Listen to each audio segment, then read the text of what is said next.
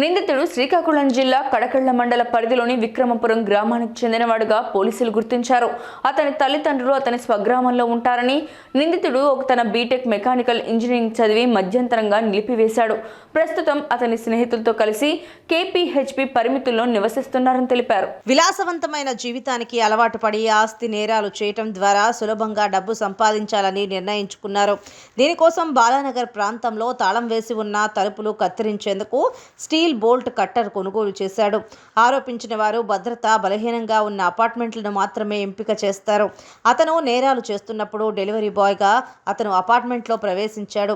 ఎవరైనా అతని గుర్తింపు గురించి అడిగితే అతను డెలివరీ బాయ్ అని వారికి తెలియజేస్తాడు. అతను తాళాలు వేసి ఉన్న ఇళ్లను మాత్రమే ఎంపిక చేస్తాడని, సెంట్రల్ లాక్ చేయబడిన ఫ్లాట్లను స్టీల్ బోల్ట్ కట్టర్తో తాళాన్ని పగలగొడతాడు.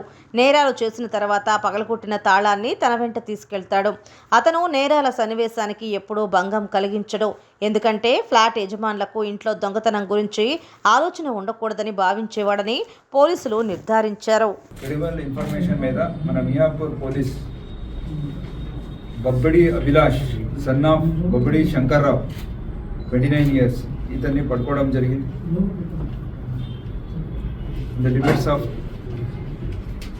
చందానగర్ గచ్చిబౌలి. ఇతను 20 కేసెస్లో ఇన్వాల్వ్ ఉన్నాడు. మియాపూర్, చాందనగర్, గచ్చిబౌలి, కేపీహెచ్పి ఈ లిమిట్స్లో ఈ నేరాన్ని చేశాడు. ఇతను విక్రమపురం కడకెళ్ళ మండల్, శ్రీకాకుళం డిస్టిక్, ఏపీ ఇక్కడికి చెందినవాడు. ఇతను ఇంజనీరింగ్ పర్సూ చేసి దాన్ని డిస్కంటిన్యూ చేసుకొని తర్వాత ఈజీ మనీ కోసం ఈ ఏరియాలో తిరగడం, అలాగే ఎక్కడెక్కడ ఇల్లు లాక్ అయి ఉన్నాయి, అక్కడున్న డ్వెల్లర్స్ బయటికి వెళ్తే అక్కడ సెంట్రల్ లాకింగ్ సిస్టమ్ లేనవి చూస్ చేసుకొని దాన్ని ఒక డెలివరీ బాయ్ లాగా అక్కడికి వెళ్ళి దాన్ని రేకీ చేసి తర్వాత అతని దగ్గర మెకానికల్ ఇంజనీర్ చదివాడు కాబట్టి అక్కడికి ఒక పెద్ద కట్టర్, స్టీల్ కట్టర్ని తీసుకెళ్ళి నైట్ టైం ఇంటికి వెళ్ళి ఎవరు లేక ఉన్న టైంలో నియర్లీ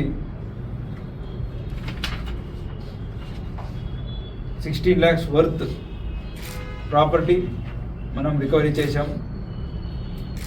పాత 1.5 years నుంచి కూడా ఇతన్ని వెతకడం జరిగింది.